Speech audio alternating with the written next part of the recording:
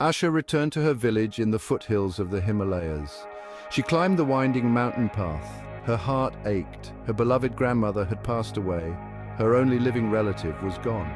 The village came into view, nestled between the towering Himalayas and the edge of the forest.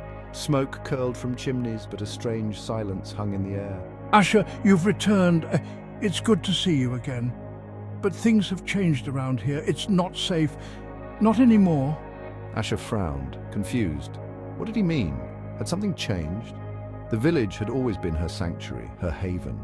She went to her grandmother's small cottage, its windows dark and empty. Inside, the scent of her grandmother's mint tea lingered, a painful reminder of her absence. Asha unpacked her meager belongings, her heart heavy with grief and a growing sense of unease. What was it about this place? Why did it feel different, colder? Later that day, villagers arrived at the cottage, and their faces were etched with concern. One of the villagers spoke, telling Asha she shouldn't have come back. They warned her about the forest, saying it wasn't safe. The forest, it's beautiful, but many who wander in don't come back. Last summer, a young boy went in to gather firewood and never returned. We searched for days, but found nothing. The forest, it has become a place of whispers and shadows. People vanish without a trace, their fates unknown. Another villager chimed in, recalling a recent loss. And my sister Lila. She wandered too close to the forest last autumn. She heard laughter among the trees and followed it. But we never saw her again. The forest has a way of pulling you in. A chill ran down Asha's spine. She had heard these stories as a child, but she had dismissed them as folklore, as cautionary tales. Now, seeing the fear in the villagers' eyes, she wasn't so sure. All the villager cautioned her to be careful. They urged her to stay away from the forest, saying it was hungry and would not hesitate to claim another victim. Asha nodded, trying to appear brave, but their words echoed in her ears long after they had left. The forest, once a source of comfort, now loomed like a menacing shadow at the edge of her world. Despite the friendly warnings, Asha felt an irresistible pull toward the forest that had enchanted her as a child. She remembered playing among the trees, but now it felt different. Dark, foreboding, and filled with whispers that danced on the wind. A mixture of fear and curiosity gnawed at her. Asha felt an irresistible pull toward the forest that had enchanted her as a child. She remembered playing among the trees, her fond memories now a distant past. She had always been drawn to the unknown, to the secrets hidden in the shadows. The forest, once familiar, now held a new allure, a forbidden knowledge that beckoned her closer. One cool morning, as mist clung to the mountains, Asha decided to venture into the forest. She told herself it was for herbs, for medicinal plants her grandmother used to gather, but deep down, she knew she was driven by something else. A need to understand the fear that had gripped the village, a need to confront the darkness that whispered her name. As she stepped across the invisible boundary between the village and the trees, the air grew heavy, the sunlight struggling to penetrate the dense canopy above. A shiver ran down Asha's spine, but she pressed on, her senses heightened, her heart pounding in her chest. The forest had awakened something within her, a primal fear mixed with an undeniable fascination. Deeper and deeper, Asha ventured into the heart of the forest. The air grew colder, the silence broken only by the sound of her own breath and the rustle of unseen creatures in the undergrowth. The trees seemed to press in on her. Their branches twisted into grotesque shapes, their leaves a sickly yellow. The sunlight, once dappled and playful, was now almost entirely absent, swallowed by the thick canopy above. The forest floor was bare, devoid of life, covered in a thick layer of decaying leaves that muffled her footsteps. Asha felt a growing sense of dread, a feeling that she was being watched, that unseen eyes followed her every move. The deeper she went, the more oppressive the atmosphere became. The air grew heavy, thick with the scent of decay and something else, something dark and evil. Fear coiled in her stomach, but still she pushed on, drawn forward by an unseen force, her every step taking her closer to the heart of the forest. Then she saw it.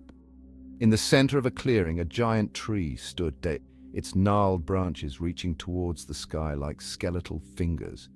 It was unlike any tree Asha had ever seen. Its bark was a sickly grey, twisted and knotted, pulsing with an eerie luminescence. Around its base, the earth was scorched and barren, as if a fire had raged there long ago. As she approached the ancient tree, a wave of dizziness washed over her. The air grew heavy, thick with the scent of decay and something else, something metallic and sweet. The silence of the forest intensified, broken only by the sound of her own ragged breath and the pounding of her heart in her ears. She reached out a trembling hand to touch the tree's rough bark, and as her fingers made contact, a jolt of energy surged through her body. Visions flashed before her eyes, chaotic and disturbing, whispers of ancient rituals, of sacrifices made, of lives consumed by the darkness. She stumbled backward, her mind reeling and heart pounding in her chest. She knew then that she had found the source of the evil. Terror threatened to overwhelm Asha, but just as she came to her sense, she found some unusual shapes on the tree. Asha walked around the tree as she observed the tree's body. As she was looking, she found the pulsing tree bark seems to be moving. She looked closely and suddenly faces started to emerge from the tree. Asha, startled from the face, fell on the ground. One after another, lots of faces started to emerge. As Asha looked closely, she recognized some of the faces. It was of the villagers who had vanished, their faces frozen in a perpetual scream. She realized then that the tree was not just a tree. It was a prison, a monument to the countless souls it had claimed over the centuries. These faces were a warning, a glimpse into the darkness that awaited her if she didn't escape. Asha, is that you? A voice called out, weak and ethereal. Asha whirled around, her heart pounding in her chest. There, hovering amidst the twisted branches of the ancient tree, was the face of her grandmother. Her eyes were filled with sadness and a desperate plea. Grandmother? What is this place? Asha, my dear, why did you come here? Please help us. We are trapped. Her grandmother's voice echoed, but there was no recognition in her eyes. Instead, her face twisted in pain and sorrow, tears streaming down her cheeks. She wept, her voice a broken whisper. This is a place of darkness. Asha, you must leave. You are in danger. No, I can't leave you like this. I will set you free. The forest seemed to press in on her, the faces in the bark watching her every move. Her grandmother's form flickered, her image fading in and out of view. Don't let it take you, Asha. Run. Run while you still can. Asha tried to run, but it was too late. The ancient tree pulsed with a malevolent energy. The ground trembled, and its branches reaching out towards her like grasping claws. Her voice echoed through the silent forest, but her cries were swallowed by the darkness that surrounded her. The tree's branches wrapped around her, their grip like iron, pulling her closer to its massive trunk. The faces in the bark seemed to twist and contort, their expressions shifting from agony to something akin to malicious glee. Asha struggled against the tree's grasp, but its power was too great. "Help!" she screamed, her voice trembling. "Let me out!" she cried, but the darkness only tightened its grip, wrapping around her like a suffocating embrace. She felt a sharp, searing pain as the tree's bark pierced her skin, its darkness flowing into her veins like a poison dot. With every passing moment, Asha felt her strength waning. In her final moments of resistance, Asha understood the truth. The tree was not just a part of the forest, it was a dark entity feeding on the souls of those who ventured too close. With a final, desperate gasp, she felt her resolve shatter. The shadows closed in, and she was consumed by the darkness. When Asha didn't return to the village by nightfall, a sense of dread settled over the inhabitants. They knew deep in their bones that the forest had claimed another victim. A search party was gathered, their faces grim, their hearts heavy with a familiar grief. We must find her. We can't let the forest take another one of us. They ventured into the forest, their torches casting flickering shadows against the twisted trees. "Asha! Asha, where are you?"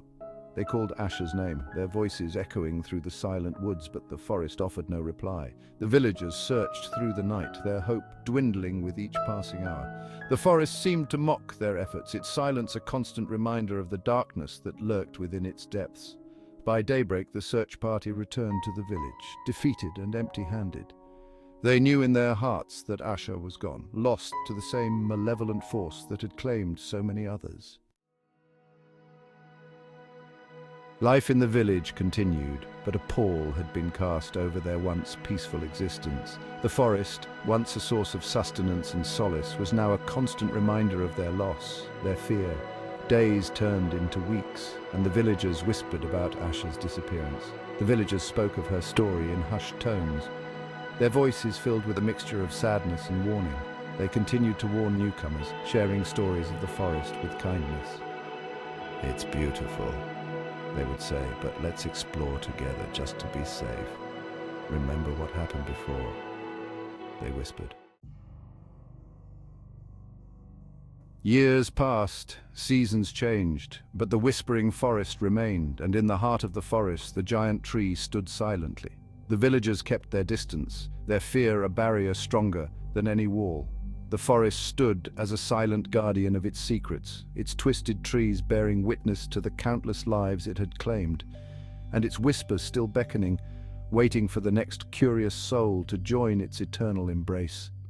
Trapped within the gnarled embrace of the ancient tree, Asha's soul lingered.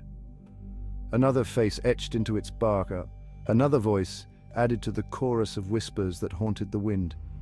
The whispering forest remained a place of darkness and dread, and so the villagers continued to whisper Asha's tale, a cautionary story passed down through generations, a warning to those who dared to underestimate the power of the whispering forest.